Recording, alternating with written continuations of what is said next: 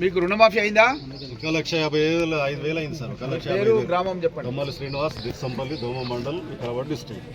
ఇంతకుముందు BRS government sir 1,99,000 చేసిండు. 1,00,000 దాటి కూడా చేయలేదు. ఓన్లీ 99,000 వరకు. 99,000 కూడా ఎట్లా చేసిండు? చారానా? చాలా 5 విడతలు. అది మితికే పోయింది అంటున్నారు ఎవరైనా. మితికే పోయింది. మనం ఒకటేసారి ఎంత చేసినాం? 2 లక్షల వరకు చేసింది. 2 లక్షలు. నువ్వమ్మా గౌడ్ సార్? 60,000 వచ్చింది. 60,000. నువ్వమ్మా? పేరు చెప్పు. నా పేరు సోమనారాయణ, దిర్సంపల్లి పేరు చెప్పు. లక్ష మాఫీ. పేరు చెప్పాలమ్మా. పేరు ఊరు దిర్సంపల్లి గఫార్. దిర్సంపల్లి గఫార్. 90,000. 50,000. రెన్యువల్ చేసే వాళ్ళకి మొత్తం వచ్చేసి లేని వాళ్ళు ఎవరైనా ఉంటే మీకు మహిళా సంఘాలకు డబ్బులు ఇచ్చినట్టుగా నేను కలెక్టర్ గారికి చెప్పినా.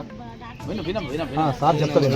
2 రోజుల ముందరే మన ఎండిఓ గారి ముందే సార్ చెప్పారు. మీటింగ్లో నేను కలెక్టర్ గారికి చెప్పినాను, మహిళా సంఘాలకు డబ్బు ఇస్తాం, వడ్డీ లేని రుణం కింద ఇస్తాం. మీరేం చేయాలంటే ఇళ్ళ లిస్టు శాంక్షన్ అని మన ఎండిఓ గారు మన గ్రామ కమిటీ వాళ్ళు చెప్తారు, ఎవరెవరికి శాంక్షన్ అని చెప్తారు. వాళ్ళకి మీరు వడ్డీ లేని రుణం వాళ్ళకి ఇవ్వాలి.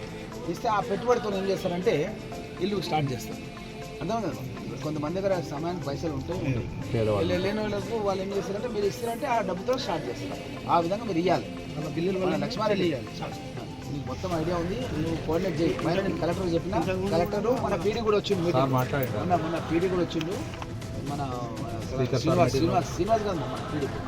ఆయన కూడా మాట్లాడినా, ఆయన డైరెక్షన్ ఇచ్చినాం, ఆయన ఇస్తాడు. కాబట్టి మీ బాధ్యత నువ్వు అందరూ మీ ఇలాంటి వాళ్ళందరూ కూడా చెప్పి మన మండల్ మొత్తం కూడా డబ్బులు ఇప్పించాలి. అర్థం కదా, మన మండల్లో ఉండే మహిళా సంఘాలకు డబ్బు ఫస్ట్ వేయాలి.